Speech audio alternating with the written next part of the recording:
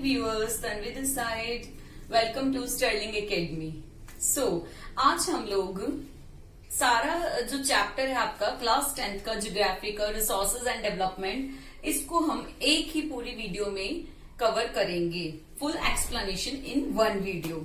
सो हम लोगों ने पढ़ा था रिसोर्सेज क्या होता है, जो सराउंडिंग हमारे सब चीजें हैं और हमारी नीड्स को सेटिस्फाई कर रही हैं. That is called resources. ये हमारे रिसोर्सेज होते हैं. बट जो रिसोर्सेज होते हैं इनको कुछ कंडीशंस को इनको अप्लाई करना पड़ता है, इनको वो चीजें करनी पड़ती हैं. टेक्नोलॉजिकली क्या रिसोर्सेज हमारे टेक्नोलॉजिकली एक्सेसिबल हैं, क्या इकोनॉमिकली फिजिबल हैं, क्या कल्चरली एक्सेप्टेबल हैं. इन जो टॉपिक्स हैं इनकी मैंने जो फुल एक्सप्लेनेशन की है छोटे छोटे टॉपिक्स को लेकर, ये मैंने बाकी पार्ट्स में की है. प्लीज आप उन पार्ट्स को जरूर देखें. पर इस वीडियो में मैं आपको एक शॉर्टली इन जो टॉपिक्स हैं उसको कवर करा रही हूं. सो मैंने इसको एक एग्जाम्पल से भी, मंदिर के एक एग्जाम्पल से आपको डिफाइन किया था. इसके बाद आती है क्लासिफिकेशन ऑफ रिसोर्सेज. जो क्लासिफिकेशन है हमारे रिसोर्सेज की, right, on the basis of origin, on the basis of exhaustibility, on the basis of ownership, on the basis of status of development, right. Biotic, abiotic. On the basis of origin दो तरीके के होते हैं, biotic और abiotic. जिनमें life होती है biotic, जिनमें लाइफ नहीं होती वो abiotic. Renewable resources, non renewable resources. जिनको हम रिप्रोड्यूस कर सकते हैं वो रिन्यूएबल रिसोर्सेज, जिनको हम रिप्रोड्यूस नहीं कर सकते वो non renewable resources. On the basis of ownership, individual, community, national, international. Individual जो है वो अपने लिए, कम्युनिटी जो है वो ऑल ओवर जो हमारे सोशल एरिया है उनके लिए, नेशनल अपने राष्ट्र के लिए, और इंटरनेशनल जो बाहर की है, right. Status of development, potential, developed, stock और रिजर्व, राइट. तो ये मैंने एक्सप्लेनेशन की थी क्लासिफिकेशन ऑफ रिसोर्सेज की. नेक्स्ट आती है major problems of resource planning, कि हमें रिसोर्स प्लानिंग की जरूरत क्यों होती है, राइट. रिसोर्स, जब हमारे पास रिसोर्सेज हैं उनको हमें प्लान करने की बहुत ज्यादा जरूरत होती है, क्योंकि लोग हैं वो रिसोर्सेज को बिना सोचे समझे उसको क्या कर लेते हैं, यूज कर लेते हैं. ना वो सोचते हैं ना समझते हैं कि हमें आगे आने वाली पीढ़ी के लिए भी संभाल के रखना है. तो यही चीज है रिसोर्स प्लानिंग के अंदर.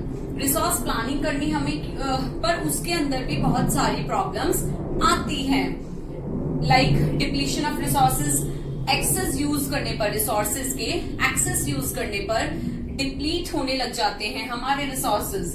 नेक्स्ट है global ecological crisis. Global ecological crisis में वही मैंने आपको बताया था कि एनवायरमेंट जो है, बहुत ज्यादा एनवायरमेंट में चेंजेस आते जा रहे हैं. एक्यूमुलेटेड इन फ्यू हैंड, इसके अंदर मैंने आपको ये बताया था कि किस तरीके से जो सोसाइटी है हमारी इक्वली डिवाइड नहीं हुई भी, और उसी वजह से रिसोर्सेज भी हमारे इक्वली डिवाइड नहीं हुए वे. उसके बाद आती है नीड फॉर रिसोर्स प्लानिंग, कि हमें क्यों जरूरत है रिसोर्स प्लान करने की. अभी मैंने बताया आपको कि जो रिसोर्सेज हैं वो हमारे लिमिटेड हैं और वो फाइनाइट हैं, इन्फिनिट नहीं है. इस रीजन से रिसोर्सेज का ध्यान रखना, उनको जितनी हमें जरूरत है उस अकॉर्डिंग ही यूज करना बहुत जरूरी है. अगर हम ऐसा नहीं करते तो जो हमारी इकोनॉमिक ग्रोथ है, हमारे नेशन की, हमारी कंट्री की जो इकोनॉमिक ग्रोथ है वो डाउन होती चली जाएगी, उसमें कमी आ जाएगी, और हमारे फ्यूचर जनरेशन के लिए हम सस्टेनेबल उसको नहीं रख पाएंगे. नेक्स्ट आते हैं स्टेप्स ऑफ रिसोर्स प्लानिंग. हम किस तरीके से इनको स्टेप हम प्लान करके रख सकते हैं, किस तरीके से हम इनका ध्यान रख सकते हैं, हम कम से कम यूज करें इनको. तो फर्स्ट है identification and inventory of resources. हमें आइडेंटिफाई करना पड़ेगा कि हमारे सराउंडिंग कौन से रिसोर्सेज हैं और हमारे पास कितना स्टॉक बचा है, किसका, रिसोर्सेज का. Next evolving a planning structure. हमें जो है प्लानिंग स्ट्रक्चर को प्लान करके रखना पड़ेगा. Next matching the plans with overall national development plans, और हमें अपने जो ओवरऑल नेशनल प्लान्स हैं उनको डेवलप्ड करना पड़ेगा. अब आता है लैंड रिसोर्स. लैंड बहुत इंपॉर्टेंट पार्ट है हमारे रिसोर्सेज के अंदर। लैंड इसका हम बहुत लैंड को हम बहुत ज्यादा यूज करते हैं। लैंड का बहुत ज्यादा पार्ट जो है हमारा इकोनॉमिक एक्टिविटी में भी यूज आता है, और हम डिफरेंट डिफरेंट एक्टिविटीज जो हैं लैंड पर ही करते हैं। इसे हम लोग इकोनॉमिक एक्टिविटीज जो होती है सारी इसमें हम काउंट करते हैं, राइट। लैंड रिसोर्स ये बहुत ज्यादा इसीलिए बोला जाता है कि ये बहुत ज्यादा हमारे लिए इम्पोर्टेंट है। उसके बाद आपको पता है क्या लैंड का सिर्फ और सिर्फ 60% पार्ट ही नॉर्मल रह गया है, 40% पार्ट डिग्रेड हो चुका है, क्योंकि लैंड पर हम लोग बहुत ज्यादा एक्टिविटीज बिना सोचे समझे ही करते जा रहे हैं। India total geographical area 3.28 million kilometre है, राइट। नेक्स्ट आता है net zone area. Net zone area किसे बोलेंगे?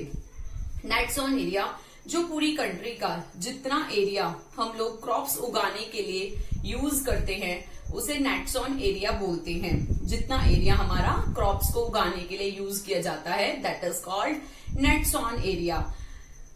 हरियाणा और पंजाब का 80% से भी ज्यादा एरिया नेट जोन एरिया बोला जाता है, नेट जोन एरिया कहा जाता है। बट इंडिया के अंदर ऐसा भी स्टेट है जहां 10% से भी कम का एरिया जो है नेट जोन एरिया कहा जाता है, दैट इज अरुणाचल प्रदेश। अरुणाचल प्रदेश का जब आप इंडिया का मैप देखेंगे तो आप लोगों को अपने आप ही समझ आ जाएगा कि जो अरुणाचल प्रदेश का एरिया है वहां क्रॉपिंग इतना ज्यादा पॉसिबल नहीं है। Next, reason of land degradation. Land के डिग्रेड होने के कारण है क्यों? जैसे कि हरियाणा पंजाब में इतनी ज्यादा ओवर इरिगेशन की वजह से लैंड डिग्रेड हो रही है। राजस्थान और गुजरात में राजस्थान और गुजरात के अंदर ओवर ग्रेजिंग की वजह से लैंड डिग्रेड हो रही है, और छत्तीसगढ़ और झारखंड के अंदर ओवर माइनिंग की वजह से लैंड जो है वो डिग्रेड होती जा रही है। सॉल्यूशन ऑफ लैंड डिग्रेडेशन, हमारे क्या सॉल्यूशन हो सकते हैं लैंड को डिग्रेड होने से बचाने के लिए? हमारी लैंड हमारे पास बनी भी रहे और हम लोग उसको अच्छे से यूटिलाइज भी करते रहें।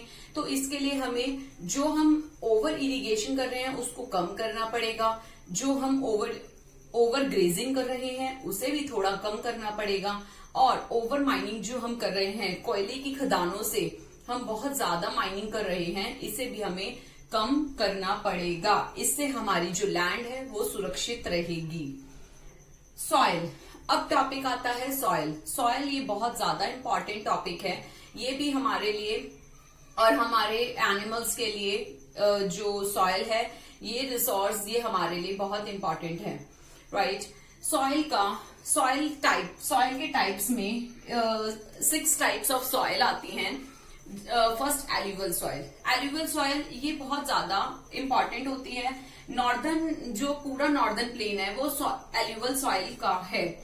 और आपको पता है जो शुगर केन और जो व्हीट की जो क्रॉप है, क्रॉपिंग जो है वो इसके लिए मतलब एल्यूवियल सॉइल उसके लिए, उस क्रॉप के लिए, शुगर केन और व्हीट की क्रॉप के लिए बहुत ज्यादा इंपॉर्टेंट है और बहुत अच्छी है। ब्लैक सॉइल, ब्लैक सॉइल जो है ये कॉटन की खेती के लिए बहुत अच्छी है। कॉटन की जो क्रॉपिंग होती है उसके लिए ब्लैक सॉइल बहुत इंपॉर्टेंट है। मेनली ये मध्य प्रदेश और महाराष्ट्र में पाई जाती है। ब्लैक सॉइल को हम रेगर सॉइल के नाम से भी जानते हैं। नेक्स्ट आती है रेड एंड येलो सॉइल।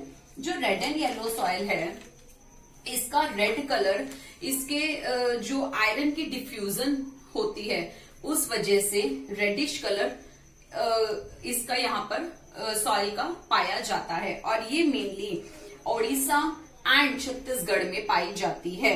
यहाँ पर जो रेनफॉल होती है इसकी ज्यादा जरूरत नहीं होती। नेक्स्ट आती है लेटेराइट सॉइल। लेटेराइट सॉइल जो होती है ये तमिलनाडु, असम और केरला के अंदर पाई जाती है। यहाँ पर बहुत ज्यादा पानी की जरूरत होती है और ये कॉफी की खेती के लिए, रबड़ की खेती के लिए अच्छी है। Arid soil. एरिड सॉइल ऐसी सॉइल है जिसके अंदर अगर हम पानी अच्छे से दें, पानी इसको प्योरली इरिगेट किया जाए तो इसमें क्रॉप उगाई जा सकती है। ये वेस्टर्न राजस्थान के अंदर पाई जाती है। नेक्स्ट आती है फॉरेस्ट सॉइल, जो आपके इस नाम से ही क्लियर है, फॉरेस्ट सॉइल। ये सॉइल पहाड़ी इलाकों में पाई जाती है। इसे माउंटेन सॉइल या फॉरेस्ट सॉइल भी कहते हैं। अब बात आती है सॉइल इरोजन की। सॉइल हमारा हमारे रिसोर्सेज का बहुत इंपॉर्टेंट पार्ट जो है, भूमिका मेन पार्ट भूमिका जो है हमारी अदा करता है सॉइल इरोजन। जो सॉइल का जो टॉप मोस्ट एरिया होता है, उसका ऊपरी जो भाग होता है वो फ्लो के जरिए या बह के या वाटर के थ्रू ये निकल जाता है, बह जाता है या उड़ जाता है। इस एरिया जो ऊपरी पार्ट होता है उसका उपजाऊ जो फर्टाइल सॉइल जो होती है वो वेस्ट हो जाती है, इरोड हो जाती है। इसे सॉइल इरोजन बोलते हैं। ये शीट इरोजन और गली इरोजन, इसके दो टाइप्स हैं कि इन वजह से भी ये सॉइल इरोजन हो सकता है, हो जाता है। वेज ऑफ सॉइल कंजर्वेशन, और किस तरीके से हम सॉइल को कंजर्व कर सकते हैं, सॉइल को इरोड होने से बचा सकते हैं। Contour ploughing, terrace cultivation, strip cropping और शेल्टर बेल्ट्स, इनके जरिए हम 4 ऐसे तरीके हैं जिनके जरिए हम सॉइल को वेस्ट होने से, सॉइल को इरोड होने से बचा सकते हैं। इस लेक्चर में मैंने आपको full chapter resources and development 10th class का ज्योग्राफी का फुल चैप्टर एक ही वीडियो में कंप्लीट कराया है, फुल एक्सप्लेनेशन की है। अगर आपको मेरा वीडियो अगर आपको पार्ट बाय पार्ट आपको अगर इसकी एक्सप्लेनेशन देखनी है तो प्लीज मेरे चैनल में आप इसके पार्ट्स देख सकते हैं, जिसमें मैंने और डेप्थ में इनके टॉपिक्स को एक्सप्लेन किया है। So viewers, thank you so much. आज के लिए इतना ही। मेरे चैनल को लाइक करें, शेयर करें, सब्सक्राइब करें। Thank you.